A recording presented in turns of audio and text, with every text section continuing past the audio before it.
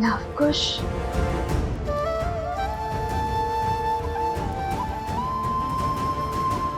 क्या हुआ देवी सीता? नहीं, कुछ नहीं, बस एक आभास सा हुआ,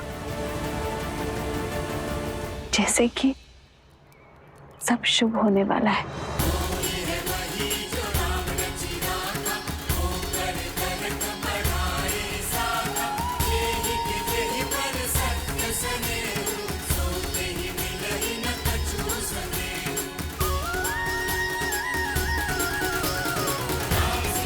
जय श्री राम, जय श्री राम, जय श्री राम। कोई कर्म जो मन को प्रफुल्लित कर रहा है, मानो जैसे जैसे शीघ्र ही सब शुभ हो जाएगा। समाज में व्याप्त जिस बुराई के लिए मैं और श्री राम अलग हुए थे, वो युद्ध अब गति पकड़ चुका है। ओम इष्ट देवताभ्यो नमः स्वाहा।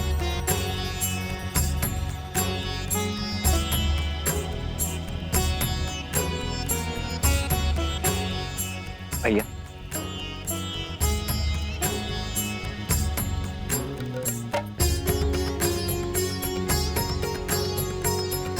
ये 5 पत्तियों वाला बेलपत्र बहुत दुर्लभ होता है लक्ष्मण। कभी कभी प्राप्त होता है और वो भी सहयोग से, और आज ऐसे ही किसी शुभ सहयोग से मेरा मन प्रफुल्लित हो रहा है लक्ष्मण। मानो जैसे मेरा मन हर दुविधा से दूर हो, हर संकट से परे हो। कुछ शुभ अवश्य घट रहा है। हमारे अश्वमेध यज्ञ का अश्व हर स्थान से निर्विघ्न विचरण करता हुआ आ रहा है भैया। कदाचित वही आभास आपके मन में हर्ष का कारण है। नहीं लक्ष्मण, अश्वमेध यज्ञ का अश्व इसका कारण नहीं है। बल के 2 प्रकार होते हैं। एक वो जहां हम विरोधी को गिराकर उसे हराकर स्वयं को शक्तिशाली सिद्ध करते हैं, और दूसरा वो जहां हम अनुचित सोच को गिराते हैं, कुविचारों को हराते हैं। यदि यह अश्वमेध यज्ञ शक्ति का प्रतीक है, तो ये मेरी आशा है कि जिस कारण मैं और सीता भिन्न हुए, वो कारण ही समाज से मिटा दिया जाए।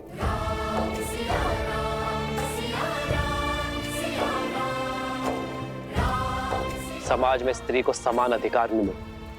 जब जब कोई स्त्री पर लांछन लगे, तब तब उसका पति उसके साथ खड़ा रहे। उसे किसी राजा या किसी न्याय के पास जाने की आवश्यकता ही ना पड़े।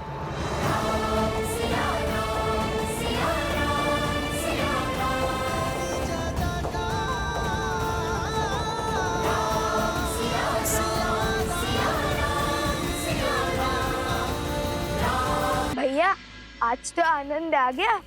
अरे भैया, हमने आज इतना शुभ कार्य किया और आप प्रसन्न होने के स्थान पर विचार से घिरे हुए हैं। हमने जिस कार्य का बेड़ा उठाया था उसका शुभारंभ तो कर दिया, किंतु जैसे जैसे हम अयोध्या की ओर बढ़ेंगे, ये कार्य और कठिन होता जाएगा। स्मरण है ना, वो रक्षक बार बार किसी महाराज को बुला रहा था। बचाइए महाराज। और ये वही है जो हमारे हर कार्य और उद्देश्य के बीच में बाधा बनता है। इसलिए हमें बड़ी सावधानी से उचित शब्दों का प्रयोग करके अपनी बात को सभी के समक्ष रखना होगा। श्री राम के राम राज्य की कल्पना को हम इसलिए सार्थक नहीं करना चाहते ताकि हम अपने माता पिता को वापस पा सके, अपितु इसलिए कि हमारी माता ने जो लांछन का विषैला खूब पिया है, वो संसार के लिए उदाहरण बने। जब जब किसी स्त्री पर प्रश्न उठे तो समाज उस स्त्री के पक्ष में ही उत्तर दे। उचित कहा भैया, हम अपने कर्तव्य का निर्वहन करेंगे। शीघ्र ही अयोध्या पहुंचकर प्रजावासियों की दूषित सोच को पवित्र करेंगे। राम राज्य की कल्पना को हम इसलिए सार्थक नहीं करना चाहते ताकि हम अपने माता पिता को वापस पा सके, अपितु इसलिए कि हमारी माता ने जो लांछन का विषैला खून पिया है वो संसार के लिए उदाहरण बने। उचित कहा भैया, हम अपने कर्तव्य का निर्वहन करेंगे। शीघ्र ही अयोध्या पहुंचकर प्रजावासियों की दूषित सोच को पवित्र करेंगे। पुत्रों, अंधेरा हो चुका है, आज रात्रि हमें यहीं रुकना होगा। जी गुरुवर। जी गुरुवर।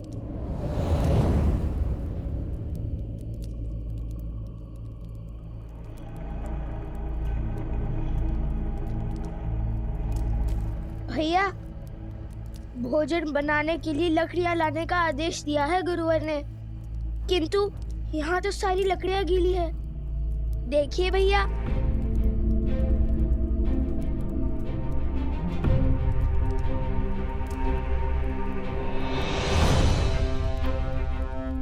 बिना वर्षा के ये गीली कैसे हुई? चलिए आगे देखते हैं।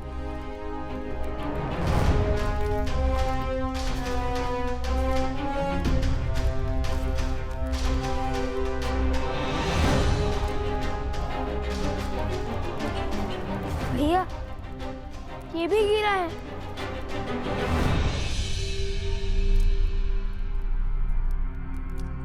ये भूमि तो बिल्कुल सूखी है, किंतु आसपास के सभी पेड़ पौधे गीले हैं।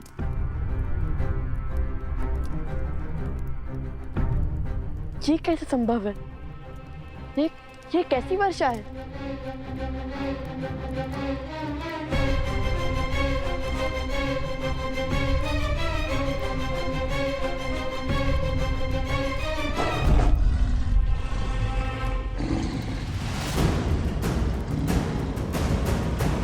सावधान कुश, यह अवश्य ही कोई माया है।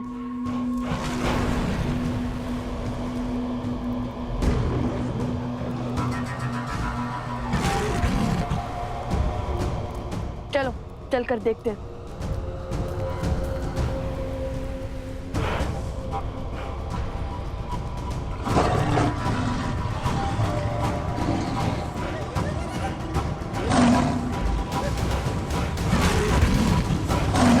मारे गए।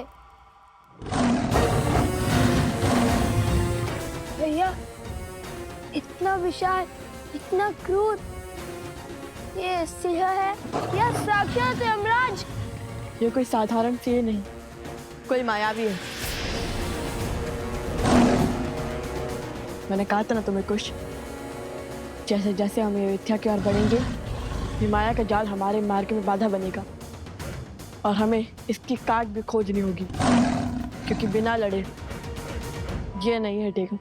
अरे भैया, जो वीर अपने पिता मेधावी महाराज श्री राम के सामने भयभीत न हुए, इतने बड़े बड़े योद्धाओं के सामने डटे रहे, उन्हें एक सिंह क्या हराएगा?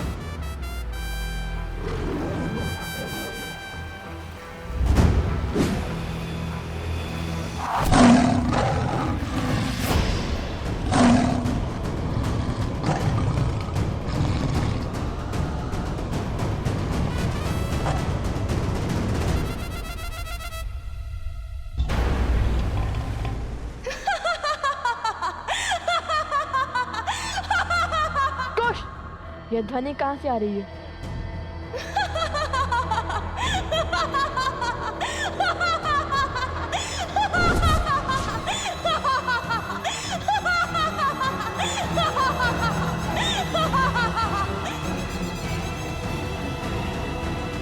लो, कुश, जानती हूँ कि हर माया की काट खोजने में सक्षम हो तुम दोनों, लेकिन इस बार मैंने ऐसी माया रची है जिसकी काट असंभव है।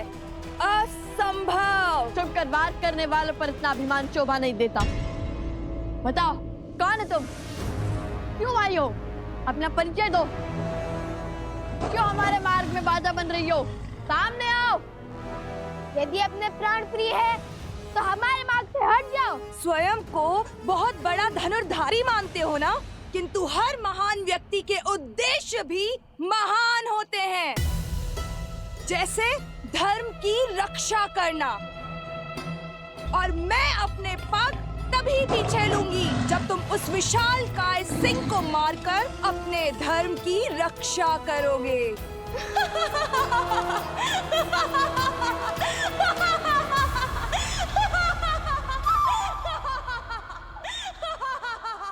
भैया, यहाँ पे तो बहुत सारे मार्ग हैं। हम तुम्हारी संतुष्टि के लिए इस सिंह के मुंह में क्यों जाए? खड़े रहो यहीं। भैया, हम किसी और मार्ग से चले जाते हैं। चलिए भैया। अरे, इतने बड़े शूरवीर होकर इतने से सिंह से भयभीत हो गए। तनिक समीप जाओ और देखो दांव पर क्या लगा है।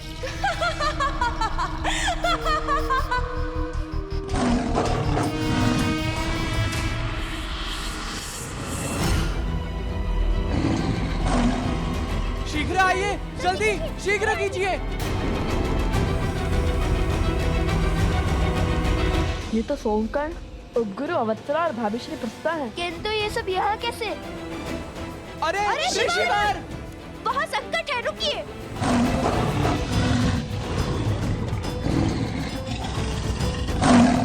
नहीं, रुको।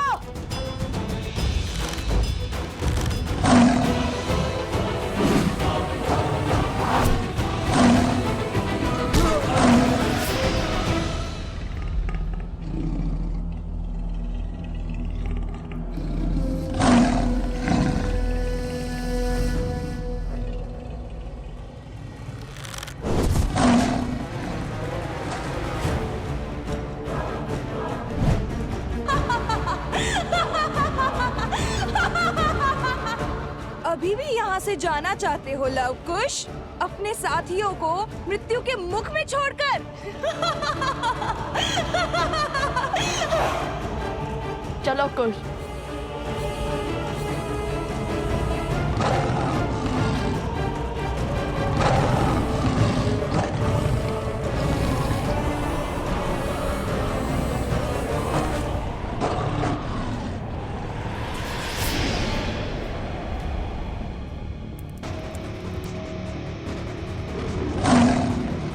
ये सिंह उस और किसे? लव कुश?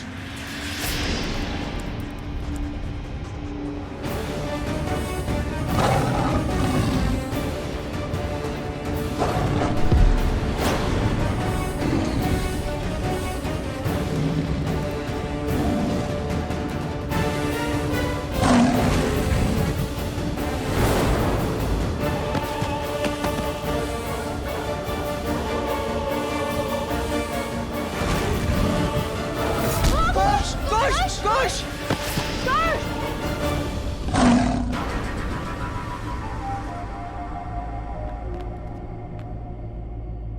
कुश!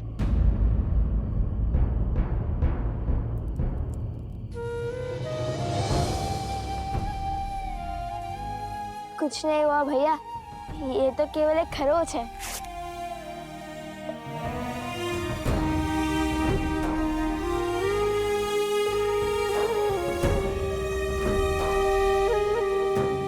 लव, यदि भीतर है तो तुम्हारे प्राण संकट में पड़ सकते हैं। प्राणों से प्रिय मित्र के प्राण दांव पर लगे हैं। आज हमें अपने जीवन की कोई चिंता नहीं है।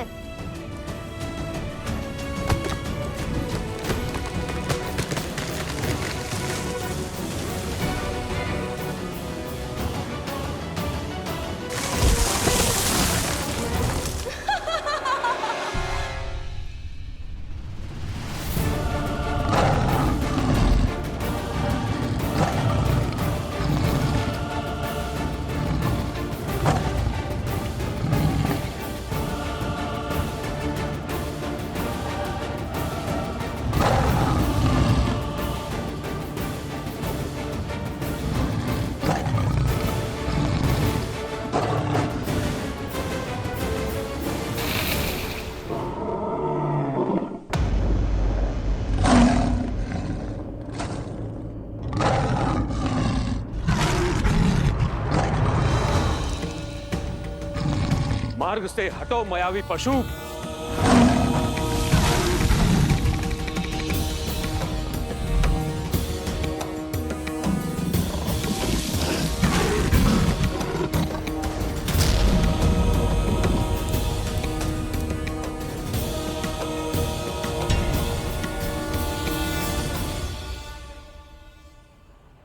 लव कुश, जो करना है शीघ्र करो। ये कुछ क्षणों के लिए ही मूर्छित हुआ है, अब ये उठा तो इसे नियंत्रित करना असंभव हो जाएगा। ध्यान रहे, घायल सिंह और भी अधिक घातक होता है।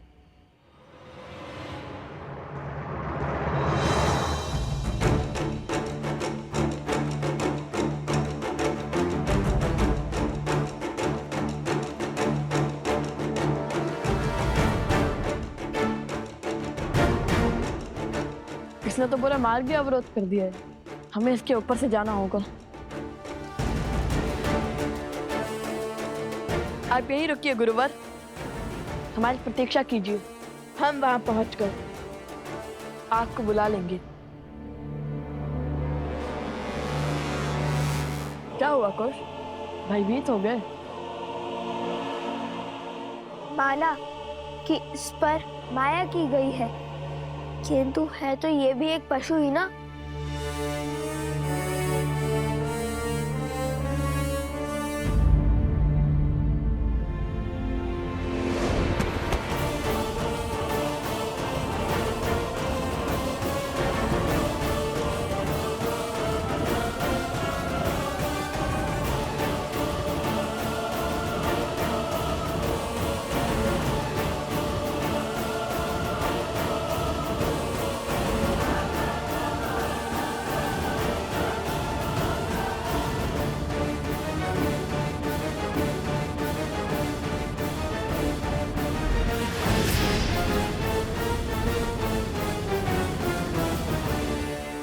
कहाँ रह गए कुश? अरे सिंह का शरीर है, अयोध्या का उपवर नहीं, वे सरलता से आगे बढ़ा जाए। और ये सांसें इतनी तीव्र ले रहा है कि लगता है कि भूकंप आ रहा है। इतनी बातों का समय नहीं है कुश, शीघ्र चलो।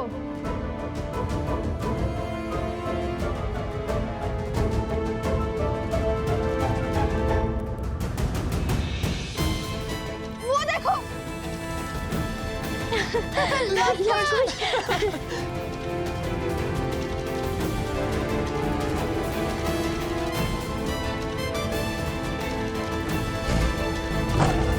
भैया, कुश कुश कुश,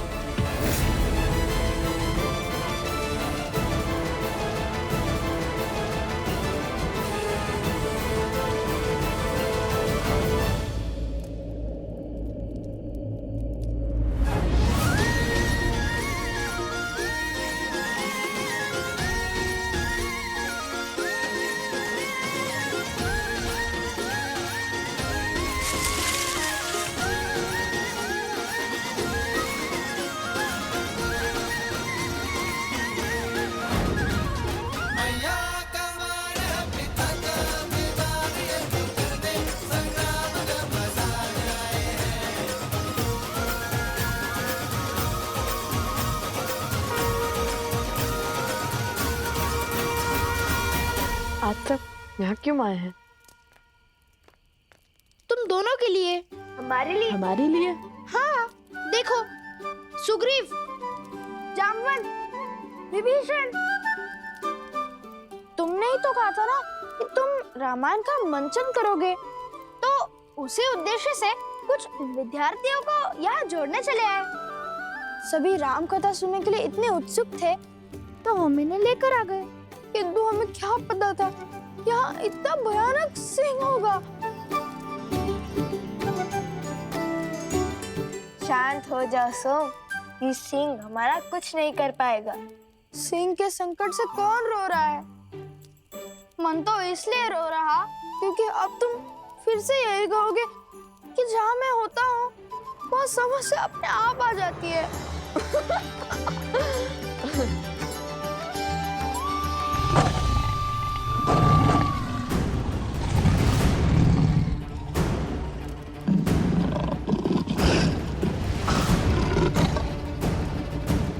समय बीतने को है। सज रहो।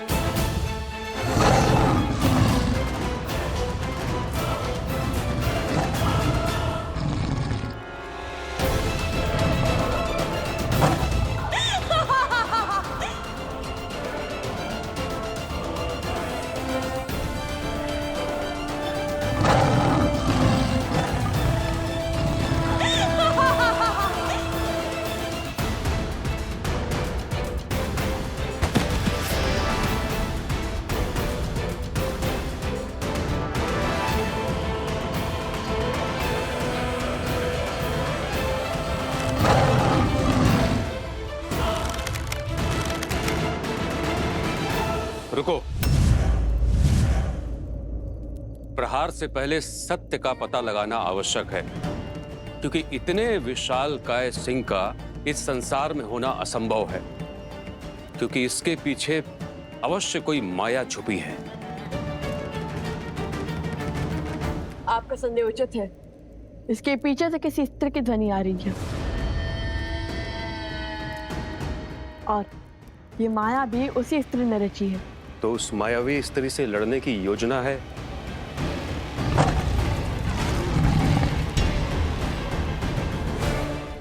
अभी बताते हैं।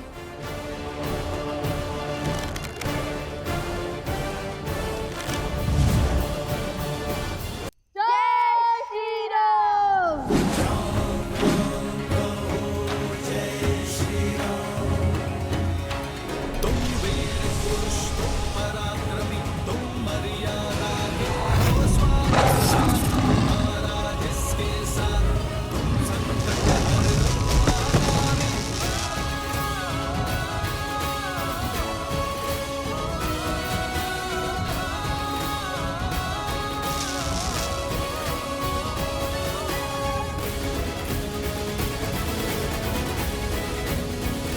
हमने इसको एक ऐसे बंधन में बांध दिया है जो एक पहर तक नहीं टूटेगा।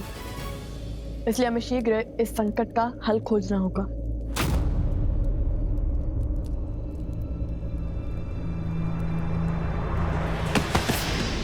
कुश!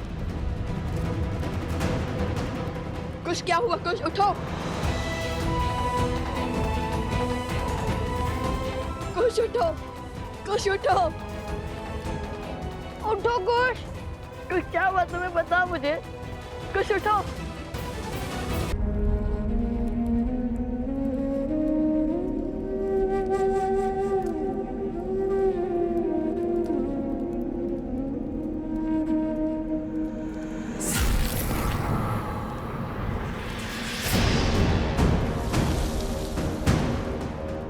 ये क्या?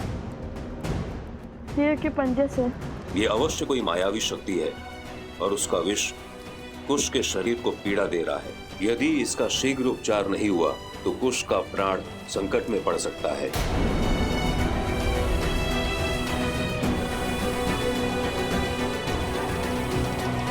तुम्हें बता मुझे। कुश, उठो!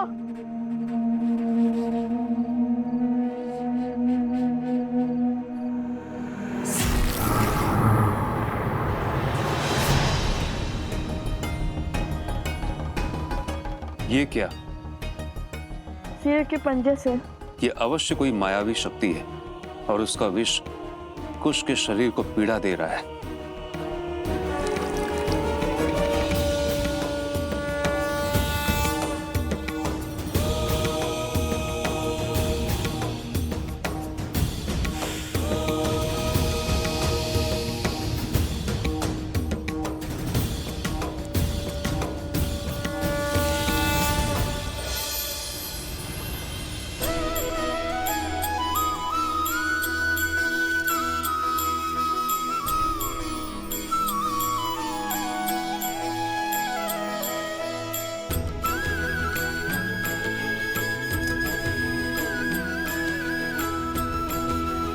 मुझे पहले क्यों नहीं बताया कि तुम्हें इतनी पीड़ा हो रही है? तो आप अकेले इसी ऐसे बैठ जाते ना भैया।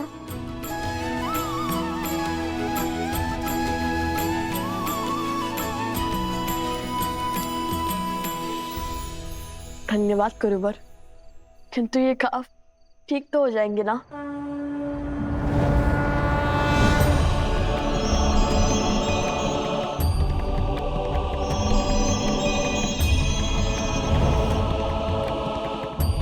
पुत्र, यहाँ एक श्रापित रत्न है जिसके उपयोग से प्रकृति को नियंत्रित किया जा रहा है और उसी मणि का उपयोग इस सिंह पर भी हुआ है। इस माया की गांठ उस मणि का अंत है और तभी कुश का घाव भी भरेगा।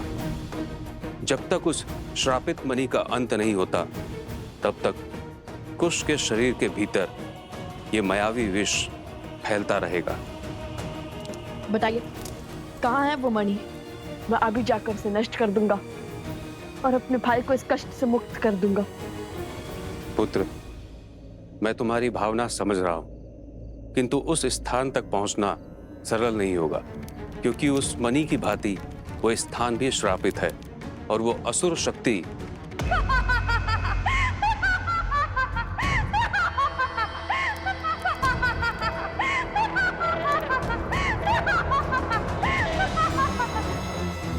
असुरी शक्ति अर्थात मैं, और मैं इन लोगों को यहाँ तक कभी नहीं पहुँचने दूंगी।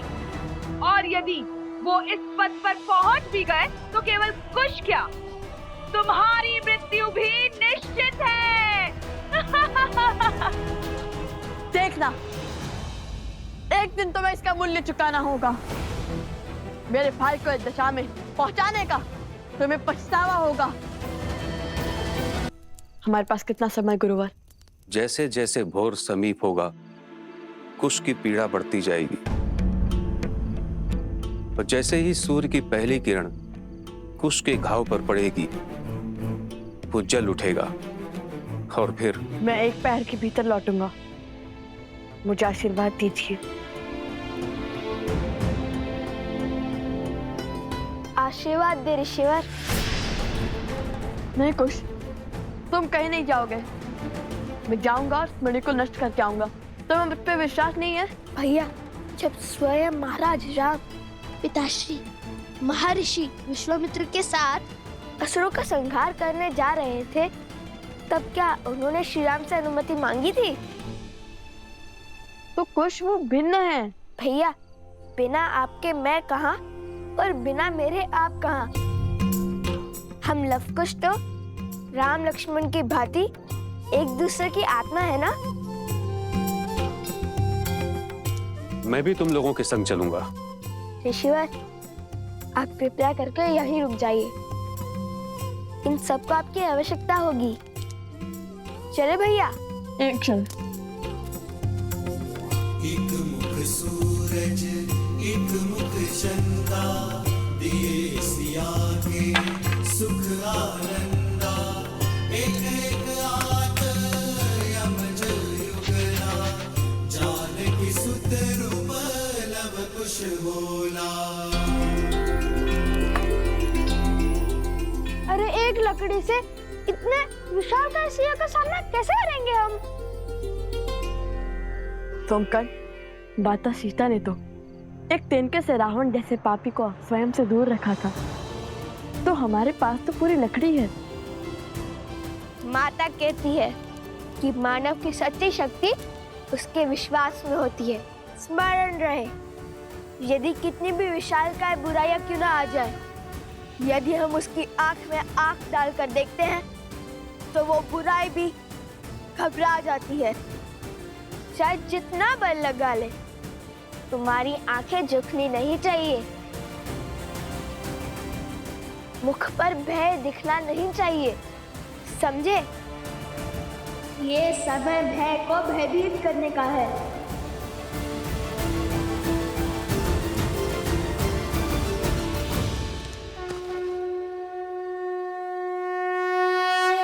विजयी भव।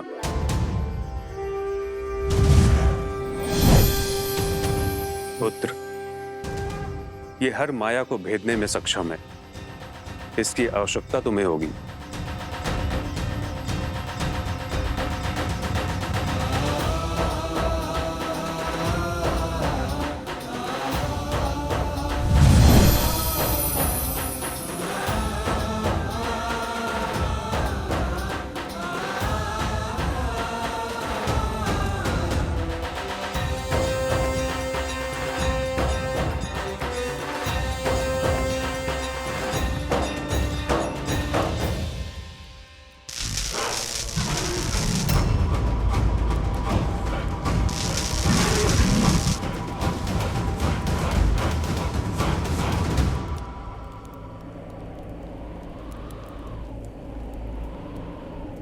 गुरुवर ने कहा था कि हमें ध्रुव तारे के पीछे चलते जाना है और उससे 5 कोस दूर हमें एक घना वट वृक्ष मिलेगा।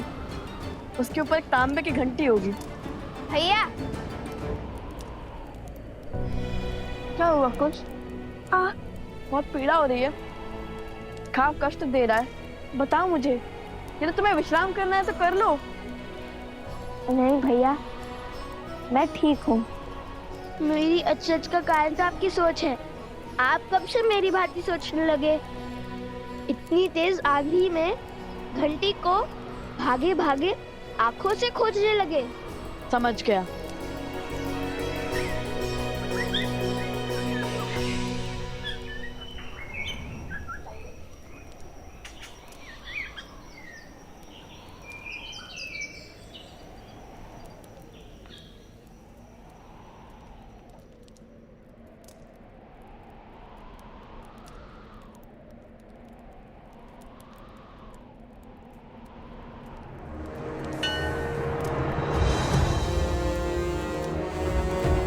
वहां उस और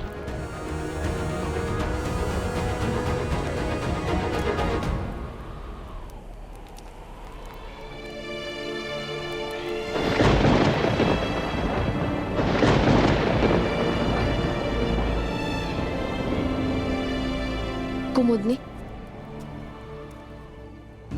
सोमकर्ण, अवत्सरा, प्रसूता, कोई नहीं लौटा अब तक? नहीं देवी। अच्छा, आते ही होंगे, किंतु इतना समय तो नहीं लगना चाहिए था। और प्रकृति भी कितनी रौद्र रूप में है। मेरा मन घबरा रहा है अब तो। आप कैसे कर लेती हैं ऐसा? अपनी संतान के लिए तो हर कोई चिंतित होता है, किंतु आप सभी के लिए इतना व्यथित कैसे हो जाती हैं? अपने केवल रक्त से नहीं, मोह के बंधन से और स्मृतियों के बंधन से भी तो बनते हैं ना कुमुदनी। अवश्य, अभी चिंता त्याग दीजिए, वो बस आते ही होंगे।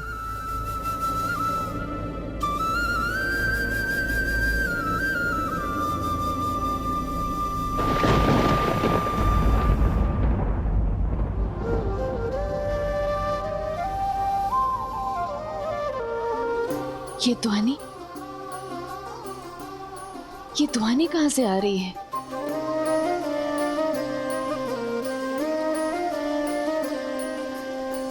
मिथिला में शिव का धनुष भयंकर, जिसे ना हिला सका कोई धुरंधर।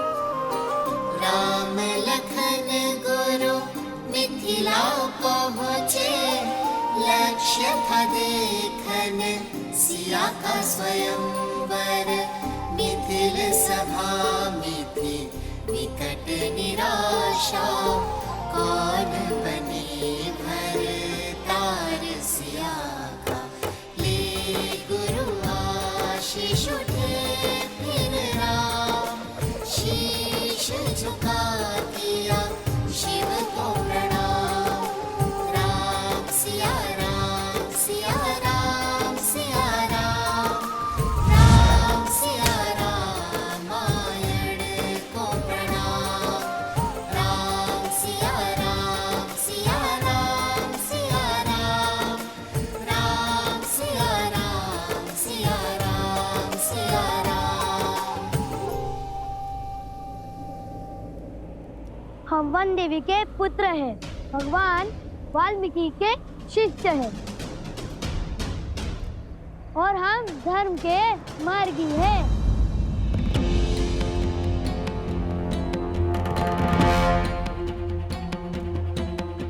चटुकन, तुम रामायण कथा का गायन लवकुश की भांति अभ्यास क्यों कर रहे हो?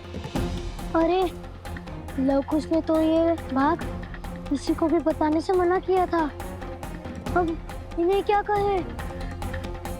वो बंदे भी लवकुश को हम बहुत स्मरण कर रहे थे और हम सबको उन्होंने ही इतना प्रभावित किया है, तो अच्छा,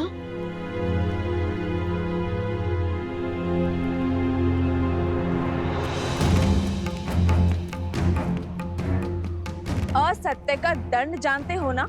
नहीं नहीं, हमें दंड मत दीजिए। तो फिर सत्य बताओ। वो लवकुश ने कहा है कि आपकी कथा का मंचन करना है। जब आपने अयोध्या छोड़ दी थी तब का भाग संसार के सामने भी लाना है। अयोध्या में मेरी कहानी कहने का क्या उद्देश्य होगा? क्या अर्थ है इसका?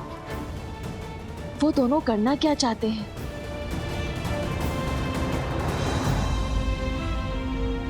एक बात कहूँ वन दीदी, आप क्रोधित तो नहीं होगी? नहीं, कहो क्या बात है? आप बहुत भाग्यशाली है कि लवकुश आपके पुत्र है। वो दोनों हर क्षण आपके विषय में ही सोचते रहते हैं। देखिएगा, जब अयोध्या में लवकुश की रामायण का मंचन होगा तब उनके प्रयास अवश्य सफल होंगे, रामायण अवश्य पूर्ण होगी। किंतु हाँ, तनिक चौंकने के लिए सज्ज रहेगा और अब आगे कुछ मत पूछेगा।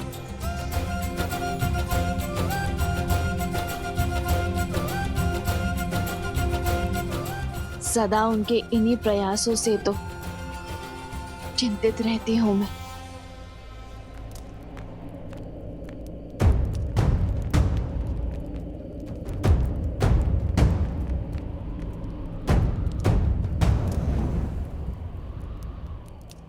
मिल गया।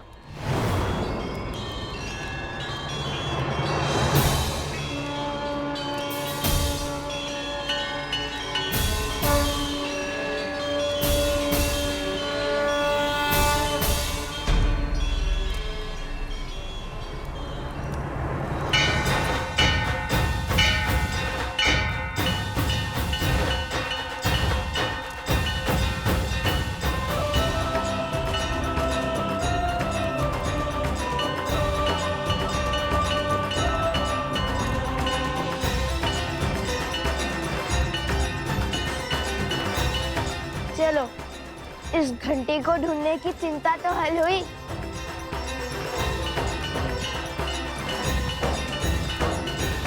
कैसे चिंता देवी? यही कि बिना संकट जाने, बिना परिणाम सोचे